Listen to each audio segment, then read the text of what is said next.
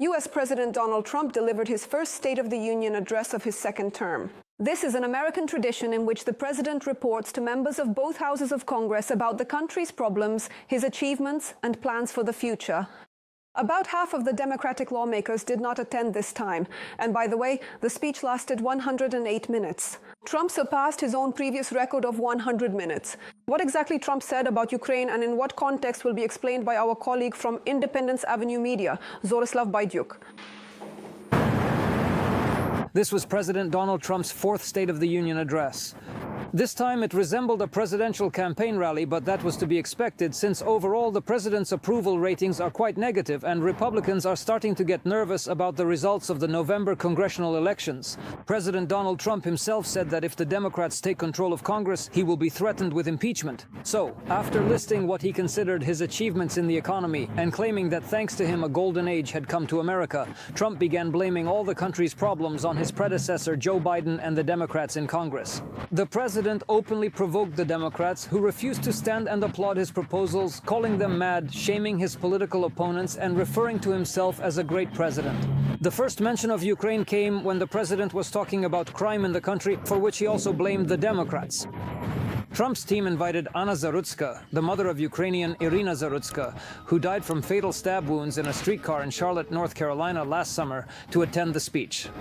The killer had previously been convicted of various crimes and has mental health issues. Last summer, 23-year-old Irina was returning home by train when a depraved criminal who had been arrested more than a dozen times and released each time without bail suddenly stood up and brutally slashed her with a knife on her neck and body. Mrs. Zarutska, today I promise you we will ensure justice for your daughter Irina. Irina.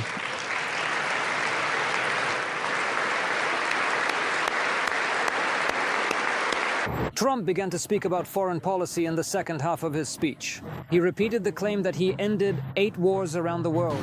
He spoke about the Israeli-Palestinian conflict. He noted that he reconciled 2 nuclear states, India and Pakistan. And, according to him, the Prime Minister of Pakistan said that Trump saved 35 million lives. The president reported that he is actively working to end Russia's war in Ukraine. We are working very hard to stop the 9th war, the killings and the slaughter between Russia and Ukraine, where 25,000 soldiers die every month. Just think about it, 25,000. Donald Trump also spoke a lot about Iran.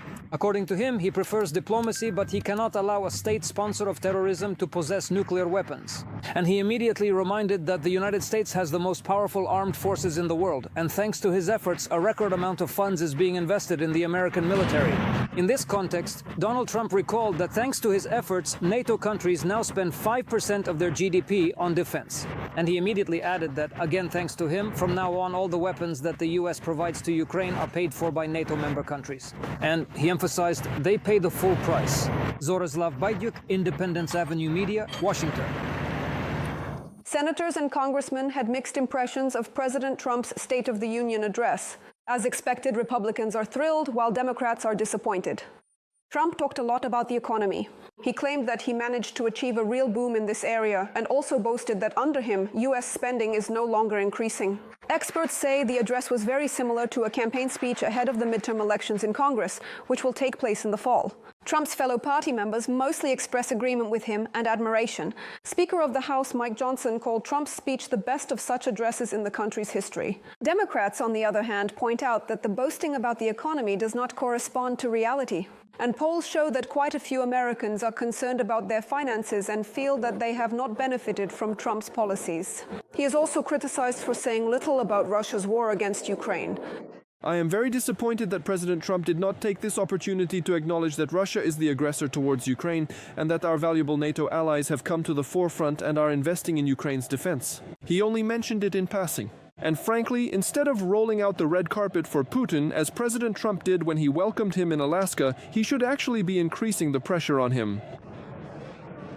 The Slovak opposition was outraged by Prime Minister Robert Fico's decision to halt emergency electricity supplies to Ukraine and is already planning to take the matter to court. The leader of the Freedom and Solidarity Party, Branislav Gröling, stated that Fico is opening a new front against Ukraine on Putin's side. Therefore, they filed a criminal complaint with the prosecutor's office, stating in the submission that such violations by Fico constitute abuse of power, treason, and inhumanity. Since Monday, Slovakia has suspended emergency electricity supplies to Ukraine. Prime Minister Fico explained, "If the Ukrainian side requests assistance to stabilize the energy system, they will no longer help." This step is a response to the fact that Kiev has not resumed oil supplies to his country. Just in January of this year, Kiev requested assistance to stabilize the Ukrainian power grid twice as often as during the entire previous year, since the situation is very difficult due to Russian attacks. It was precisely because of a Russian strike that the supply of Russian oil through the Druzhba pipeline was halted at the end of January. But Slovakia still blames the Ukrainian authorities and doesn't even want to consider alternative options. Events marking the 4th anniversary of Russia's full-scale invasion took place in 80 countries around the world. The goal is to call for greater support for Ukraine and to adopt stricter sanctions against the Russian Federation. Thousands of people gathered at Trafalgar Square in London to show their support for the people of Ukraine. They sang the anthem together and held signs reading, "Stop the war, stop the killings." The organizers noted that participating in the event is a signal that politicians can hear. February 24th, the day that divided the world into before and after, Russia launched a full-scale war not only against Ukraine, but also against democracy and freedom. For the 5th year now, Ukraine has been withstanding the most brutal military assault, and this is longer than World War II lasted for many European countries.